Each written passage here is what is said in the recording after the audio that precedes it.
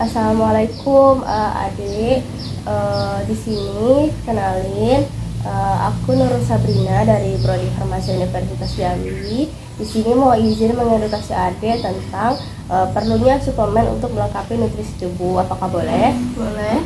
Nah, boleh dipegang dulu untuk leafletnya. Jadi sebelumnya boleh perkenalkan nama adik siapa ya? Nama saya Najwa Hadisa. Umur Najwa berapa sekarang? 13 tahun. Oh, 13 tahun. Boleh dibaca dulu, dibuka untuk leafletnya. Jadi sini saya mau mengedukasi adik tentang perlunya suplemen untuk melengkapi nutrisi tubuh. Sebelumnya adik tahu nggak suplemen itu apa? Kayak semacam obat-obat gitu kan? Nah, jadi menurut adik suplemen itu seperti obat. Sebenarnya itu salah ya. Jadi suplemen dan obat itu berbeda. Jadi suplemen itu membantu terpenuhinya kebutuhan tubuh akan nutrien-nutrien penting agar tubuh dapat berfungsi dengan baik dan dapat membantu tubuh terhindar dari ancaman bahan kimia berbahaya yang masuk melalui makanan, polusi udara atau bahkan obat-obatan.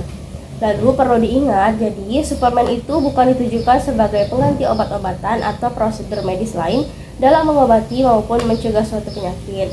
Jadi sudah dapat disimpulkan ya kalau suplemen dan obat itu berbeda. Iya.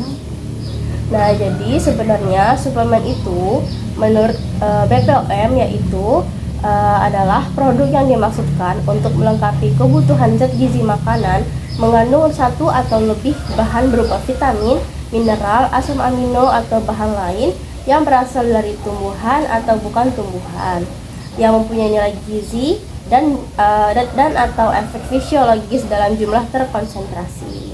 Jadi sampai sekarang Ade udah paham belum kalau suplemen dan obat itu berbeda? Saya paham. Nah, baik. Untuk Ade sendiri sering nggak mengkonsumsi makanan yang nggak sehat? Sering sih, kayak gorengan atau makanan siap saji.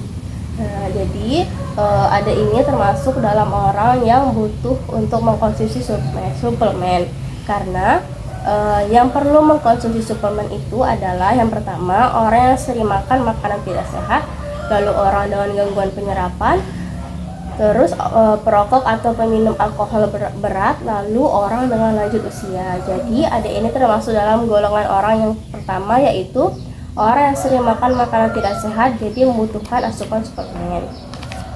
Lalu lanjut ke halaman berikutnya. Ada sendiri udah pernah belum mengkonsumsi suplemen? Sudah, kayak suplemen penambah darah.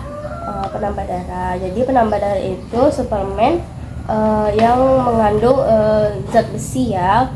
Terus manfaatnya itu juga untuk sebagai penambah darah agar tidak anemia. Nah, di sini terdapat beberapa contoh suplemen dengan manfaat yang berbeda-beda. Jadi suplemen itu ada yang pertama minyak ikan, yaitu untuk mengurangi resiko kardiovaskular karena terkandung asam lemak omega 3 seperti asam eicosapentaenoic atau EPA dan docosahexaenoic acid atau DHA. Lalu ada suplemen berupa produk kedelai untuk membantu mengobati hiperkolesterolemia.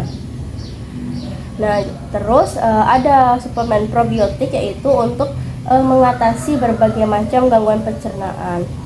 Terus ada suplemen jahe juga, ini berasal dari tanaman untuk meredakan mual dan muntah pada kondisi mabuk atau tidak enak badan. Lalu ada selanjutnya suplemen multivitamin dan non-vitamin non-mineral atau NVMN. Untuk adik sendiri sudah pernah belum mengkonsumsi suplemen multivitamin? Sudah pernah waktu pas COVID kemarin. Nah, jadi itu baik ya dikonsumsi waktu lagi pandemi karena suplemen multivitamin ini mengandung 3 atau lebih vitamin dan mineral. Kandungan dalam multivitamin adalah ada vitamin C, berbagai macam vitamin B sampai B12, lalu ada vitamin H atau biotin, vitamin A, vitamin E, vitamin D3, vitamin K1, kalium iodida, tembaga, seng, besi, beta karoten, kalsium, magnesium, kromium, dan mangan. Nah, untuk merek-merek dari suplemen multivitamin ini berbagai macam ya, ada di setiap apotek, yaitu ada merek Pharmaton Formula Multivitamin, ada Blackmores Bio AC Excel, Renovate Multivitamin dan Mineral, lalu ada Enervon C Multivitamin. Terus yang kedua ini ada suplemen non multivitamin non mineral atau NVMN. Untuk suplemen ini termasuk dalam kategori suplemen yang herbal dan suplemen non vitamin. Jadi suplemen NVNM ini biasanya dikemas dalam bentuk pil, kapsul lunak, gel, kaplet atau berupa cairan. Nah, untuk contoh mereknya itu seperti suplemen minyak ikan, suplemen probiotik atau prebiotik dan lainnya. Untuk adik sendiri sudah pernah belum mengkonsumsi suplemen minyak ikan? Sudah ya. Jadi suplemen minyak ikan yang ada konsumsi itu termasuk dalam suplemen non multivitamin non mineral atau NVMN. Nah, dalam mengkonsumsi suplemen penambah darah sama minyak ikan tadi, ada biasanya mengkonsumsi dengan dosis berapa? Kalau untuk penambah darah biasanya 1 minggu sekali atau sebulan sekali. Tapi kalau untuk menyakitkan tuh konsumsinya waktu ingat-ingat saja. Nah, begitu ya. Jadi untuk dosis setiap suplemen itu, setiap suplemen jenis yang berbeda, maka dosisnya juga berbeda. Karena kebutuhan vitamin dan asupan gizi setiap orang bisa berbeda-beda tergantung usia, jenis kelamin, kehamilan, dan penyakit yang diderita atau pengobatan yang sedang dijalani. Oleh karena itu, sebelum Anda mengkonsumsi suplemen vitamin apapun seperti penambah darah atau minyak ikan tadi, boleh dikonsultasikan dulu ke dokter agar dapat menentukan jenis suplemen yang cocok dan dosis yang tepat sesuai dengan kebutuhan Ade. Nah, baik, sekian dari edukasi tentang suplemen. Untuk sampai sini Ade udah paham belum seberapa pentingnya suplemen untuk tubuh Ade?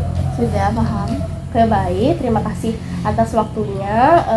Wassalamualaikum warahmatullahi wabarakatuh. Waalaikumsalam warahmatullahi wabarakatuh.